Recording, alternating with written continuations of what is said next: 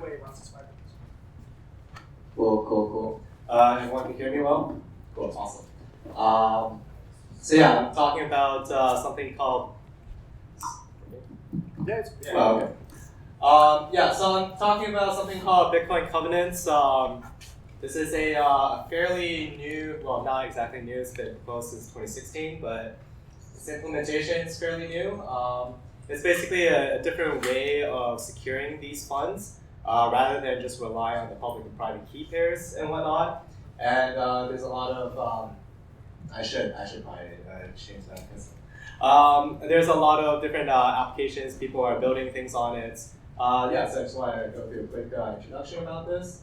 So covenants basically they're just like different rules on how the coins are to move.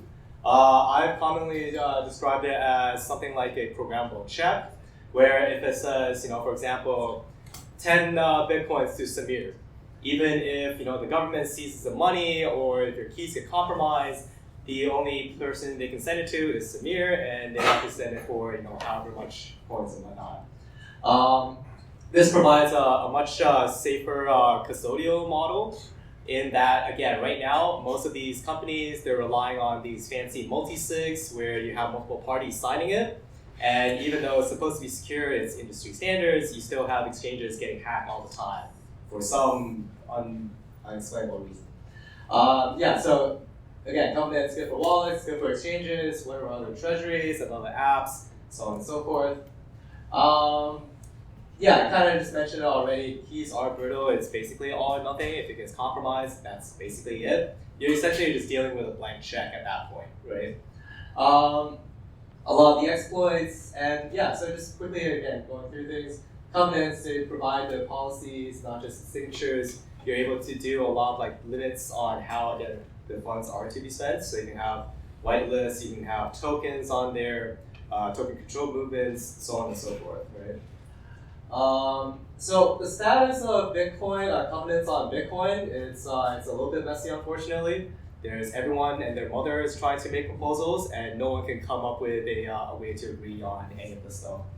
That's not also to factor in any of this derailment from all this arbitrary and arbitrary data. I won't get too much into it, but as you guys can see, there's a lot of people, there's a lot of interest, but there's no consensus so far, so they have no idea how to implement that. Luckily, there's another Bitcoin fork called Funme.cash. It's deployed in 2022. A whole bunch of VMs, blah, blah, blah, and it's accepted in here. Essentially, this is the only technical slide, but this slide just shows all the different fields of the transaction that you're able to control. So you're able to show, lock in how much money you want to send in, to which addresses you want to send to. You can even control which money can go in, or when they're going in, which ones could be spent at those points, right? Won't go too into this. The next few slides are just basically examples of various different applications and platforms that are currently using these kind of covenants.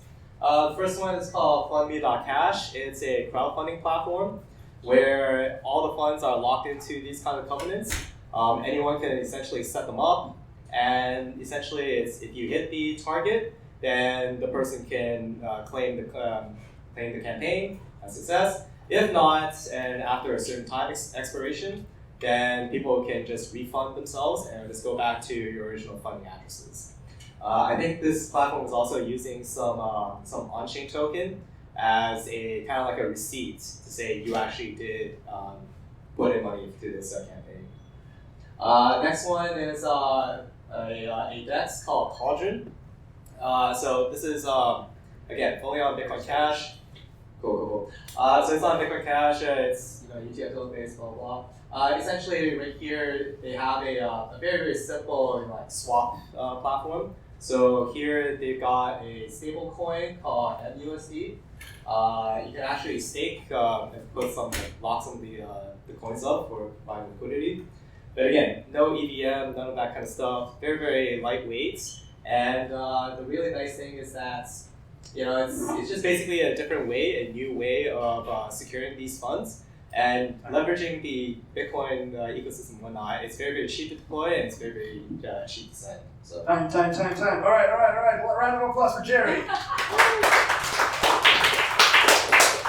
Alright, Jerry, you got 3 minutes to get roasted like never before. Who wants to do it? I know some of you really want to do it. Any questions? Antoine, do you have any questions for Jerry? Don't you want smart contracts? Don't you want? Yeah, the smart contracts are in there. Right? The lock-in mechanism, the covenants, those are the contracts. Okay, I have a question for you, Jerry. What question are you most afraid of? But it says different to smart contracts. Yeah. Oh, the Ethereum smart contracts. Yeah, it's a little bit different than Ethereum smart contracts. Okay. They're just different contracts. What do you feel like would be the top questions for you to answer right now based on this presentation? That you're like, oh, I hope no one asks me anything like that. I don't know. Does anyone else have any questions? I feel like I might have just roasted this room with all this content. No one has anything to say. Well, if anyone doesn't have any questions, that's totally fair. Let's give a round of applause for Jerry. And Good job, bro. Good job.